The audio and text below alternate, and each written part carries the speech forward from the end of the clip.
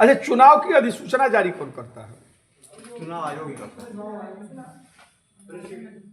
अगर लोकसभा यानी संसद के, चाहे लोकसभा या राज्यसभा हो, उसको चुनाव की अधिसूचना जारी कौन करेगा? राष्ट्रपति। लिखा है कि नहीं? लिखा है ना? हाँ, राष्ट्रपति से। ठीक है। और विधानसभा, विधानमंडल के दोनों सदनों के चुनाव की अधिघोषणा गवर्नर करता है। लेकिन जब चुनावी अधिसूचना जारी हो जाती है, चुनावी घोषणा जारी हो जाती है, चुनाव आयोग का उसके बाद से पूरा पावर आ जाता है चुनाव आयोग। आज जब चुनाव आयोग के पास आता है तो जिस दिन वो चुनाव की मतलब वो डेट निर्वाचन आयोग निर्धारित करेगा, आज जिस दिन वो चुनाव की घोषणा कर दिया उसी दिन से आदर्श चुनाव, जो चुनाव आचार संहिता है, उस दिन से लागू होता है। और जब तक परिणाम की घोषणा नहीं हो जाती है तब तक पूरे चुनाव की जिम्मेदारी इलेक्शन कमीशन के हाथ में आ जाती है। लिखा है। एक चीज ध्यान दीजिए कि राष्ट्रीय दल और क्षेत्रीय दल, ये लिखाया हूं, ये शायद नहीं लिखा है। यही आप लोग बीच में रोक दिए होंगे तो छूट गया होगा क्लास, क्योंकि आप लोग कब मना कर देंगे कि कोई भरोसा नहीं रहता है। 5 मिनट क्लास बचा हुआ है तब भी आप लोग बोल देते हैं। और जब टीचर के सामने, हम तो एक ऐसे टीचर हैं कि आप लड़का पढ़ने की इच्छुक हो तो हम कोई बिजनेस का ध्यान नहीं रखते हैं, और न पढ़ने का इच्छुक हो तो हम कभी पढ़ाने के ये नहीं रहते हैं।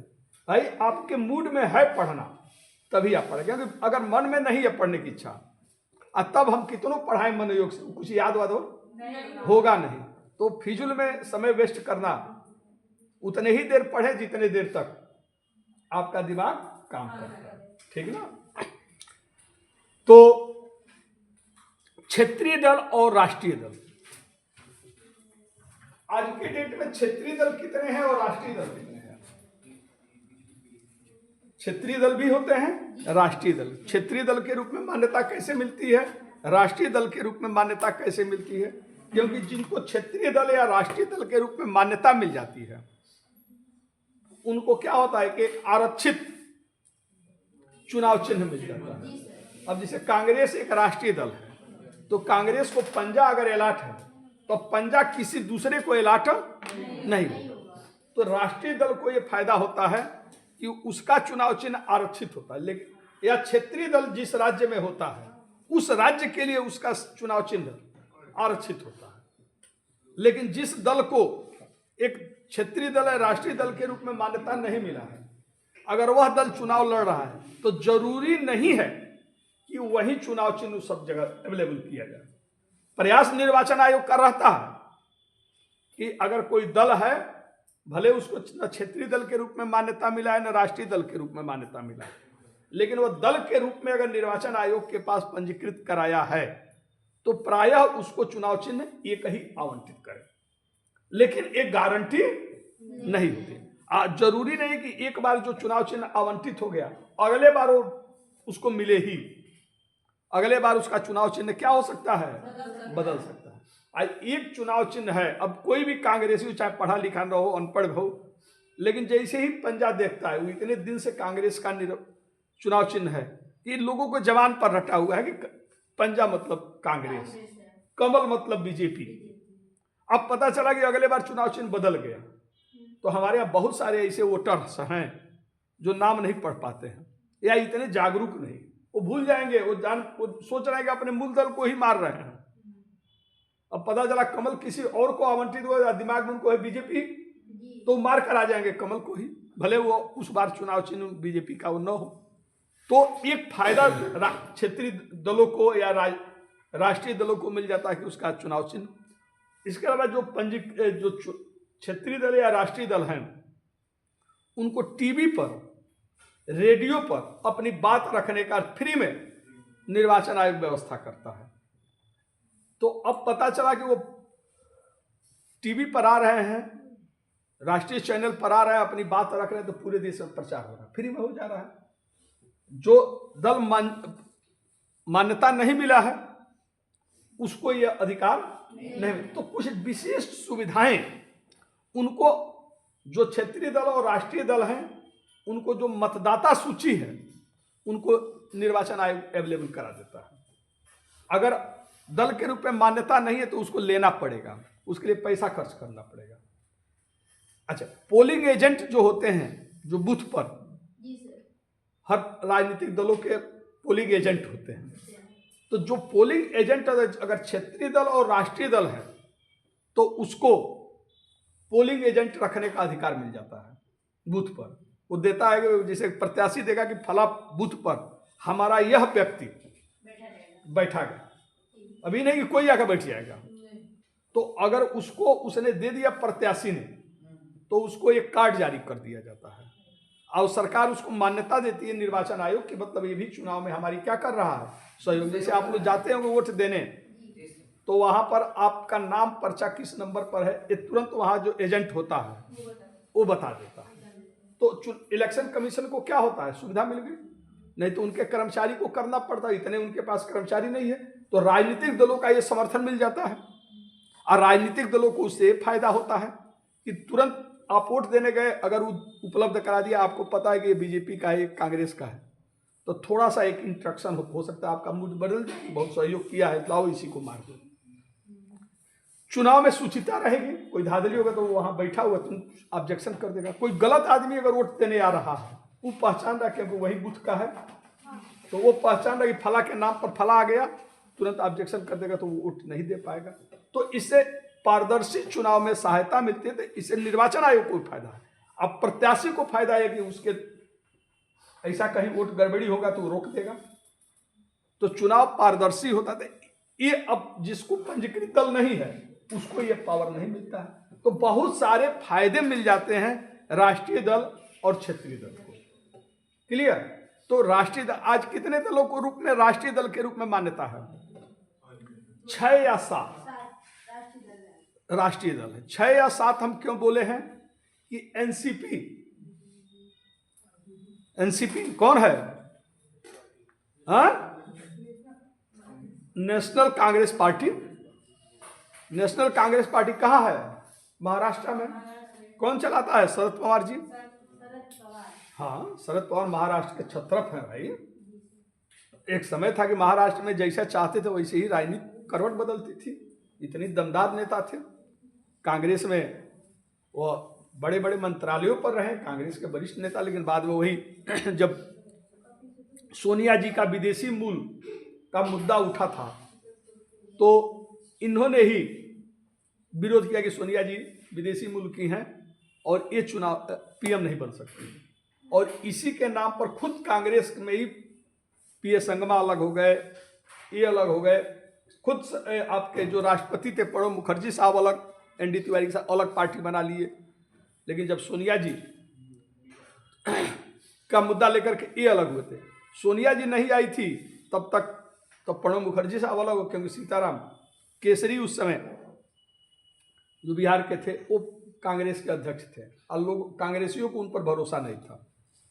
तो इसी में जब देखी कि सोनिया जी की कांग्रेस से बिखर जा रहा है, तब कांग्रेस को बचाने के लिए, नहीं तो उन्होंने सीधे सीधे इनकार कर दिया था कि हम भारत के राजनीति में, क्योंकि जिसने अपने सास को बम से उड़ाते हुए देखा था, जिसने अपने पति को इसी तरह बम से उड़ते हुए देखा था, अब उस महिला को कम से कम अब भारत से डर पैदा हो गया हो कि कहीं पता चला लड़के को लगाए इसका भी हंस रहे ही ना हो। अरे जिसके एक ही घर में 2-2 लोग और दमदार नेता इंदिरा जी, राजीव जी अभी एकदम जुआ नेता, बढ़िया उम्मीदें थी लोगों को, उनको किस तरह मार दिया गया।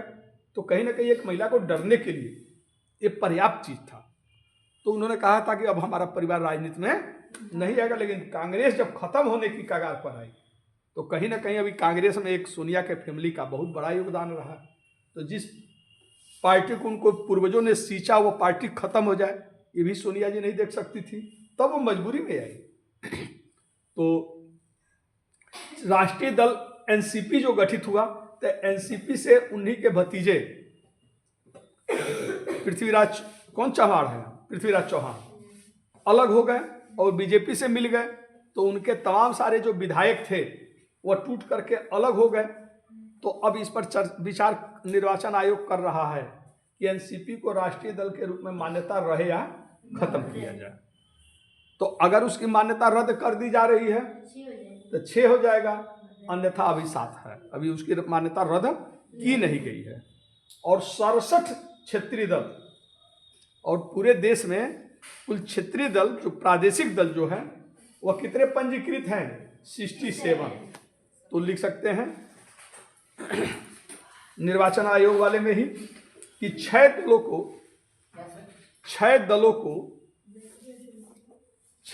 को राष्ट्रीय दल के रूप में, 6 दलों को राष्ट्रीय दल के रूप में मान्यता प्रदान की गई है, जिसमें बीजेपी, भारतीय जनता पार्टी, कांग्रेस, भारतीय राष्ट्रीय कांग्रेस, जिसमें बीजेपी, कांग्रेस, आप, हाँ आप, कौन? हाँ? आम आदमी पार्टी, केजरीवाल वाली पार्टी, आप, बीएसपी, बहुजन समाज पार्टी,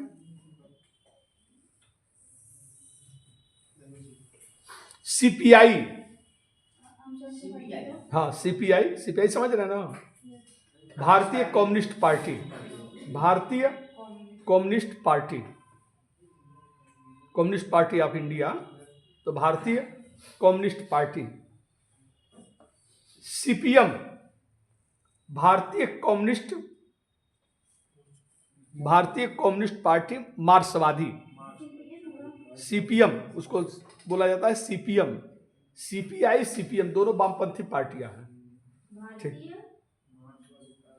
भारतीय मार्क्सवादी कम्युनिस्ट पार्टी, या इसको कहते हैं मार्क्सवादी कम्युनिस्ट पार्टी। कितने हो गए?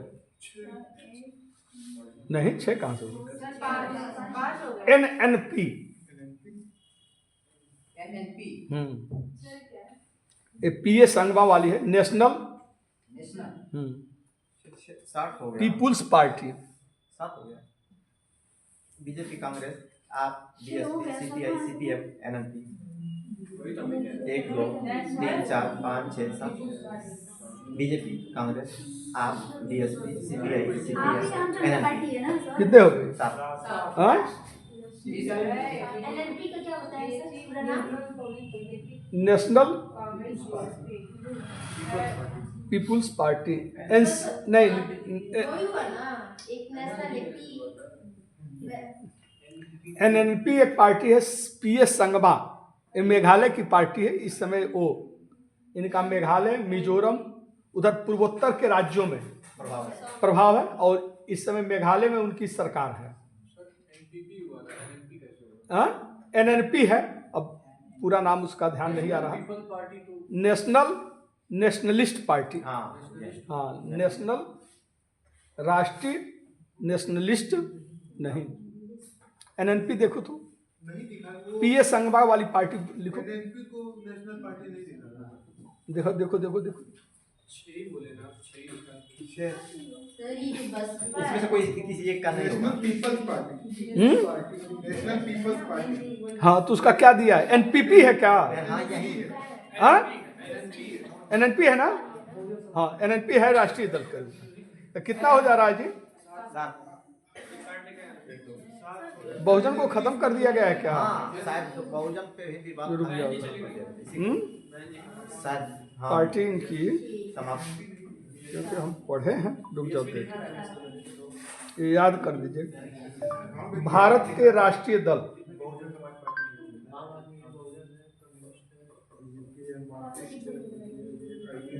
भारतीय जनता पार्टी, भारतीय राष्ट्रीय बहुजन समाज पार्टी तो है BSP, communist party of CPI, communist party of India मार्क्सवादी सीपीएम, सीपीआईएम, और राष्ट्रीय आम आदमी। एनएनपी नहीं है, हाँ एनएनपी नहीं है तो एनएनपी काट दीजिए। उनको अभी मान्यता पहले मिला था, चूंकि हमेशा निर्वाचन आयोग घटाता बढ़ाता रहता है। अगर वो अर्हता पूरा करते हैं तो उनको राष्ट्रीय दल के रूप में मान्यता दे देता है। अगर मान लीजिए कहीं वोट घट गया तो खत्म हो जाता है। तो पहले था, अब लिखिए एनसीपी को लेकर सर पहले तो 5 ही होता था तो नहीं हो रहे थे कैसे तो 6-5 ही हुआ अभी तक 6 हो गया है। कहा एक बीजेपी है, एक हाँ। कांग्रेस है और एक आम जनता पार्टी है और फिर एक सीपीआई है, बीएसपी छोड़ दिए, बसपा छोड़ दिए। सीपीएम है। सीपीआईएम है, भारतीय कम्युनिस्ट पार्टी मार्क्सवादी। सीपीआईएम तो 5 ही तो हुआ। नहीं, बीएसपी नहीं लिखी हो। हाँ, बहुजन समाज पार्टी। हाँ, अब लिखे NCP, national Congress party. NCP को लेकर निर्वाचन आयोग में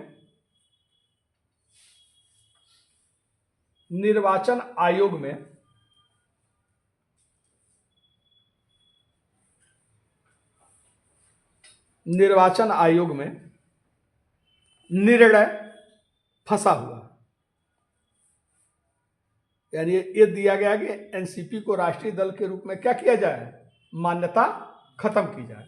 और जो सिचुएशन मौजूदा स्थिति में है, अब ये राष्ट्रीय दल रह नहीं गया है, क्योंकि जो उसकी अहर्ता थी, चूंकि उसके विधायक क्या हो गए, सब भतीजे के साथ चले गए, तो अब वो मान्यता खत्म हो गई। लेकिन अभी निर्वाचन आयोग ने उस पर कोई डिसीजन लिया नहीं। डिसीजन क्या है, पेंडिंग में है। क्या चीज बता दे रहा हूं, ठीक ना। तो ये हुआ 67 क्षेत्रीय दल और 6 या 7 राष्ट्रीय दल। अब लिखा राष्ट्रीय दल के रूप में, हाँ, राष्ट्रीय दल और क्षेत्रीय दल के रूप में मान्यता निर्वाचन आयोग देता है। राष्ट्रीय दल और क्षेत्रीय दल के रूप में मान्यता कौन देता है, इलेक्शन कमीशन, निर्वाचन आयोग देता है। राष्ट्रीय दल के रूप में मान्यता के लिए निर्वाचन आयोग देता है। राष्ट्रीय दल के रूप में मान्यता के लिए निम्न शर्तें पूरी होनी चाहिए।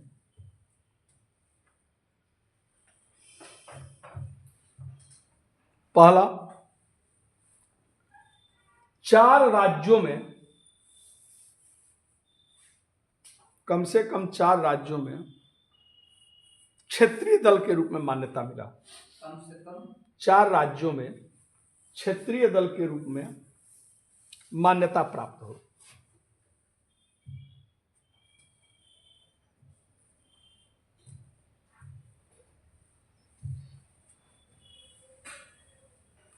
ठीक, या लोकसभा के चुनाव में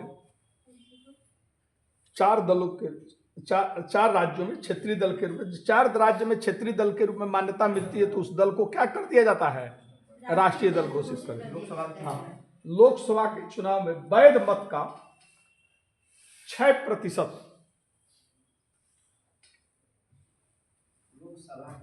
वैध मत में 6% वोट, वैध मत का 6% वोट पाया हो, और 4 राज्यों में 4 संसद सदस्य निर्वाचित हो। 4 संसद सदस्य निर्वाचित हो।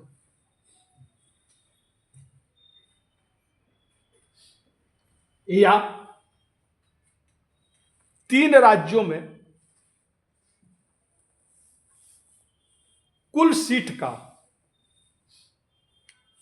3 राज्यों में कुल सीट का 2% सीट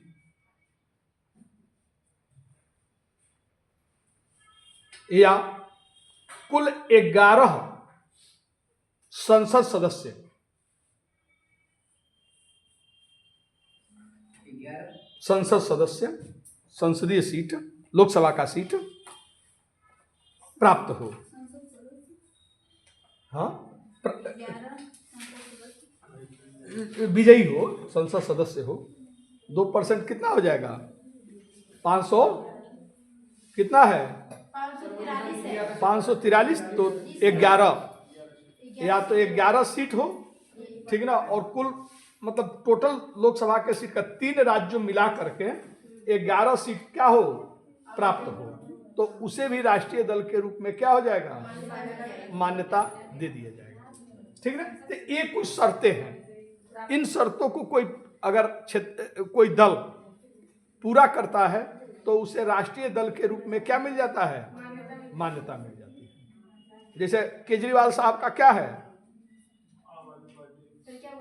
केजरीवाल साहब का 4 राज्य में है, आपका पंजाब और दिल्ली में तो बहुमत वाली है, गुजरात में भी कुछ वोट सीट पा गए हैं, और आपका गोवा में 6% से ऊपर वोट है, इसलिए उनको राष्ट्रीय दल के रूप में सबसे तेज गति से राष्ट्रीय दल के रूप में मान्यता प्राप्त करने वाली ये पार्टी बनी है, आम आदमी पार्टी। ठीक ना। लिखिए क्षेत्रीय दल के रूप में, इसी में नीचे लिखिए, क्षेत्रीय दल के रूप में मान्यता प्राप्त करने के लिए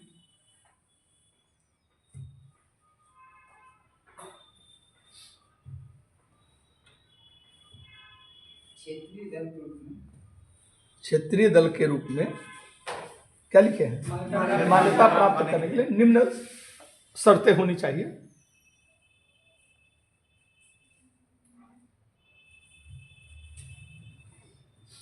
विधानसभा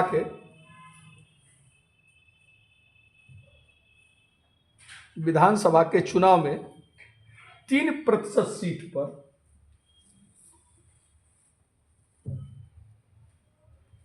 तीन सीट जीता हो।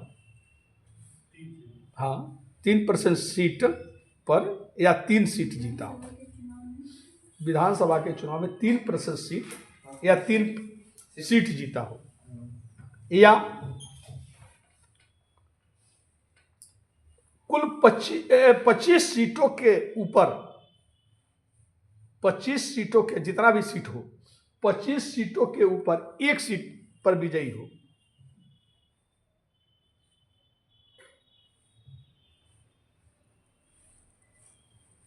या विधानसभा के चुनाव में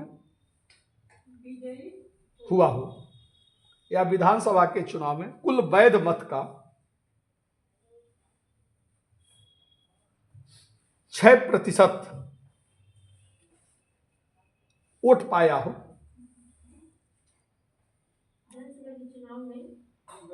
वैध मत का 6% वोट पाया हो और 2 सीट पर विजयी हो,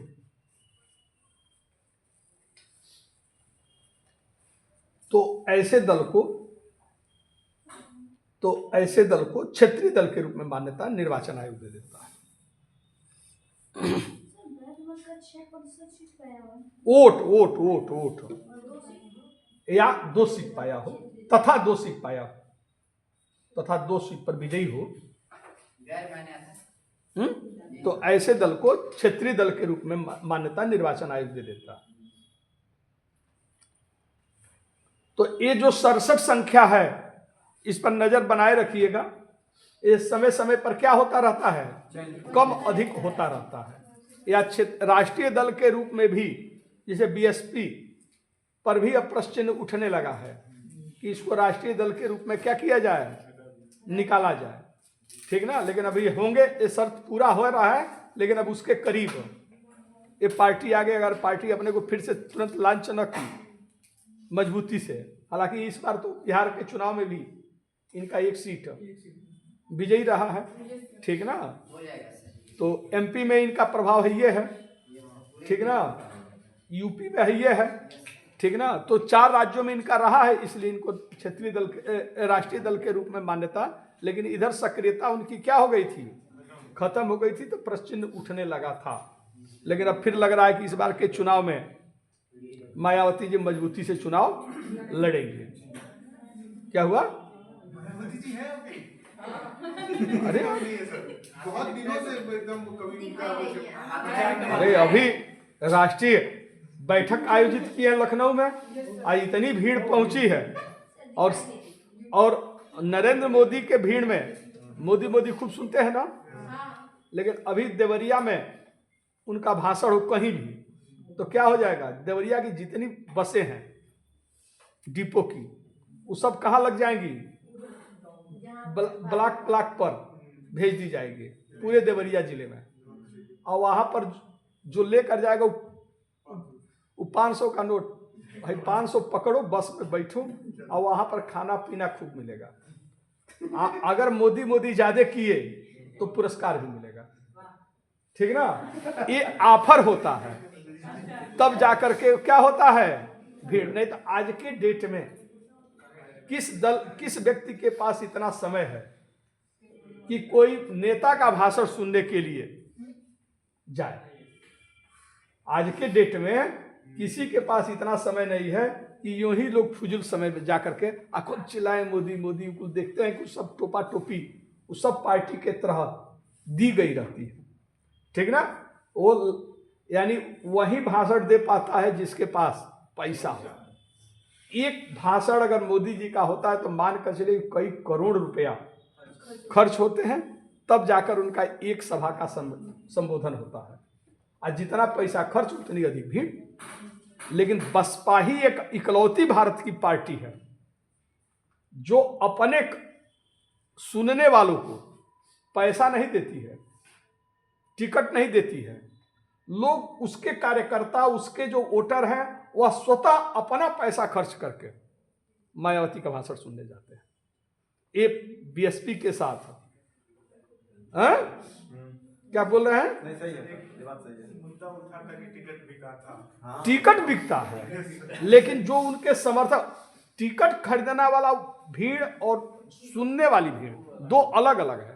विधायक जाएगा 500 रुपया लेकर के, विधायक का जो उम्मीदवार है वो 500 रुपया लेकर के भाषण, उसको तो ये देगा जहां टिकट की गारंटी मिलेगी वहां जाएगा। बात समझे कि नहीं? हम आम कार्यकर्ता की बात, हम आम नागरिक की बात कर रहे हैं। ये नागरिक वोट देता है तो ये नहीं सोचता है कि बदले में हमें कुछ नहीं।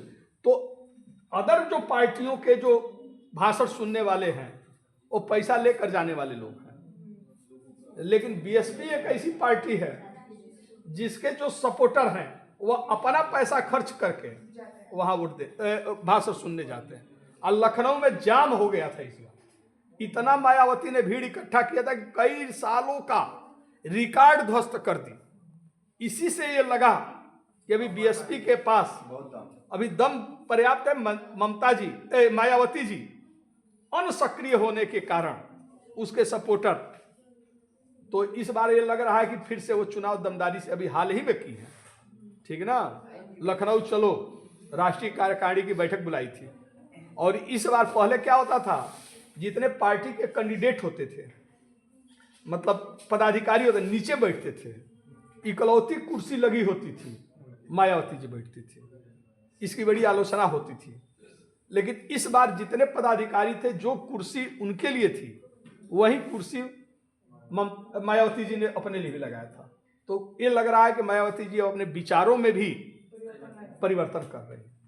तो अभी भी दमदारी से चुनाव लड़ जाए तो कितने दलों का जो चुनावी आकलन का गणित है वो डिस्टर्ब हो जाएगा, ठीक है ना। चुनाव लड़ना छोड़ दिए क्या? मायावती जी खुद चुनाव नहीं लड़ती है, वो लड़वाती है। जैसे सोनिया गांधी मनमोहन सिंह को बैठाती वैसे? नहीं, खुद बैठती है वो सोनिया जी का नहीं वाली पार्टी नहीं है। जिस दिन मायावती जी का, बहन जी का एक शब्द आलोचना में निकला, उसी दिन वह अंतिम उस पार्टी में दिन होगा। हाँ, बीजेपी नहीं है कि पार्टी में मोदी को गलियाते रहिए अब पार्टी में पड़े रहिए, ठीक ना, नहीं है। बीजेपी में एक ऐसी पार्टी है कि ये पक्ष की भी भूमिका निभाती है और विपक्ष का भी भूमिका नहीं। इतने दिन ये सब विपक्ष में रहे हैं सब कि सत्ता में रहते हुए भूल जाते हैं सबकी, अपनी ही सरकार की आलोचना शुरू कर देते हैं। ये बीजेपी में है। हाँ, अगर कोई गड़बड़ी की नीति आई तो उनके सांसद विधायक वो चुप नहीं रहते हैं, अब फिर भी पार्टी कुछ नहीं करती है, एक्शन नहीं लेती है। बहुत सारी पार्टियों में तो क्या है, आपने विपक्ष में बोला नहीं कि ये उनके कार्यकर्ता को, उनके पदाधिकारी को मालूम है कि अगर हम आलोचना करें जायज मुद्दों को लेकर तो पार्टी उसको हमको हटाएगी नहीं, भले ये हो जाएगा, महत्व थोड़ा सा कम हो जाएगा। अखिलेश को बनाना था मुख्यमंत्री, तो उसमें कोई बोले थे, क्योंकि दो का डाटा कौन से की कौन से कोई भी, हर जो भी इस तरह की पार्टियां हैं जो जातीय पार्टी हैं, वहां पर लोकतंत्र पार्टी के अंदर नहीं है, ठीक ना, लेकिन जो नेशनल पार्टियां हैं वहां पर ये रहता है। तो मायावती जी इस बार कुछ अपनी इरादा बदली हुई है, तो इस बार का चुनाव बड़े रोचक होने जा रहा है, ठीक ना। तो चलिए, तो एक क्लियर हो गया। अब आ जाइए वित्त आयोग, फाइनेंस कमीशन, वित्त आयोग। लिखिए वित्त